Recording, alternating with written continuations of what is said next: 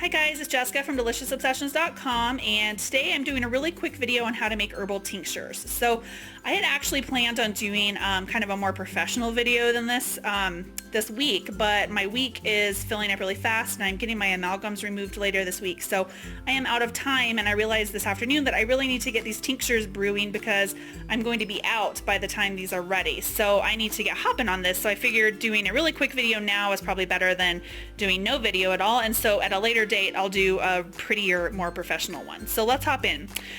For doing your herbal tinctures, you're going to need alcohol, some sort of alcohol.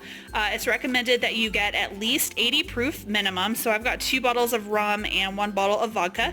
The guy at the liquor store probably thinks I have a major drinking problem, considering I just bought these 3 huge bottles of vodka, or of rum and vodka at one time, but oh well. And then I've got my herbs. So I'm using dried herbs. I get all of my herbs from Mountain Rose Herbs. I have tried different herb brands, pretty much every herb brand out there, and I keep coming back to Mountain Rose Herbs. Their quality is just outstanding. I will get herbs from other places just to try them out, and I'm always disappointed. So I really recommend Mountain Rose Herbs. I'll put a link down in the video description below for you guys to check them out if you're not already familiar with them. So we're going to do some Shashandra berry, some Eleuthero root, I've got some American ginseng and astragalus as well. I'm going to actually mix these two together because I don't have a whole lot.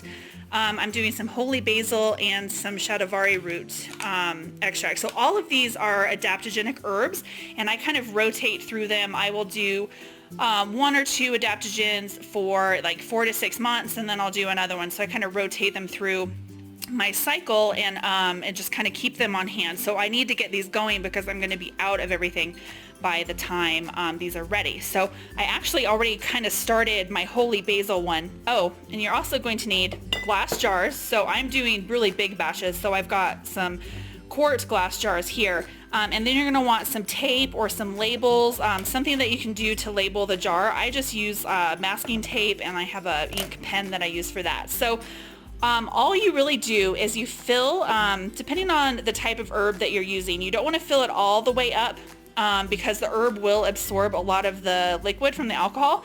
So I usually shoot for about half to 3/4 full. So you can see I filled this jar. It's about 3/4 full. This is probably a little bit too full, but I'm going to go ahead and fill this up with the vodka. And then I'll use these other jars, half to 3/4 full of the dried herb.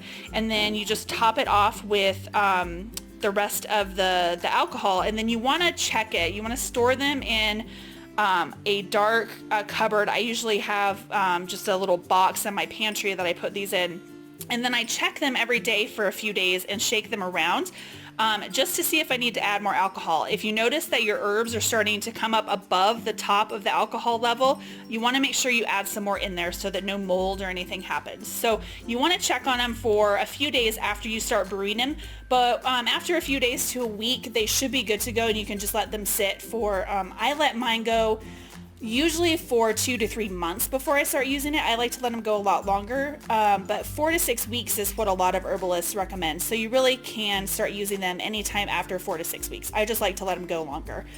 So I have added my holy basil in there, and then I've got my bottle of vodka here.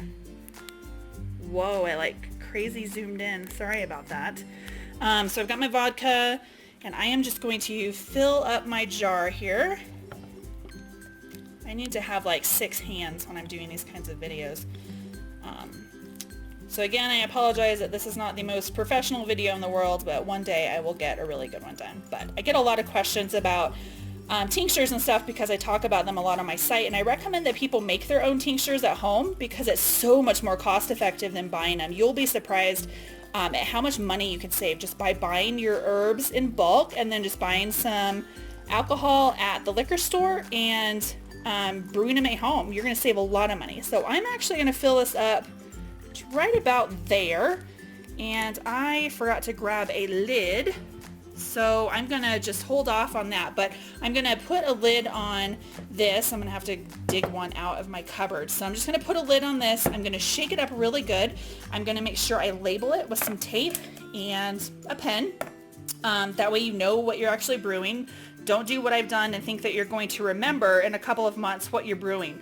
I've done that. I've got some mystery tinctures that I need to go through and figure out what they are. So I'm just going to set this one aside and I'll add some of the, or I'll add the label on the lid a little bit later. So I've got some Schisandra berries here. Schisandra is one of my favorite adaptogenic herbs. And I have some blog posts on my site about it that I'll link to. Actually, I have blog posts on pretty much all of these herbs on my site, so I'll make sure I link to those in the video description below. So I am just going to dump my berries into my jar here. I'm going to have to open up the other bag. So rather than do a whole long video where I'm showing you guys each and every one, you guys get the basic idea.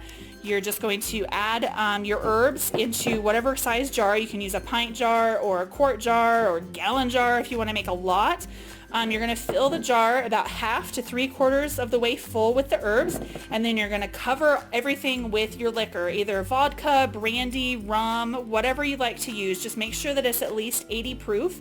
If you can get higher than that, that's awesome. Some people actually use Everclear and stuff like that, so you're welcome to do that. I just stick with vodka and rum because they're pretty affordable, especially when I'm making them in these big quantities like I'm doing. So once you have your alcohol, make sure you label it, date it, and then cover it, stick it in a cupboard, and let that go for 4 to 6 weeks at least. I like to let mine go a lot longer. And for that first week, you're going to need to check it every day, give it a little shake, and make sure that the herbs are staying covered by the alcohol so that no mold or anything happens. But after that week, first week or so, then you should be good to go to just let them do their thing for 4 to 6 weeks or longer if you want. Really, herbal tinctures will keep pretty much indefinitely, so there is no like set time frame that you have to use them by. So make sure you check out the blog post on my site if you're not already on there reading it right now. If you are, then check out the information down below because I walk you through how to do the tinctures down below as well. So that is it for now. I'll talk to you guys again soon. Have a great day, guys.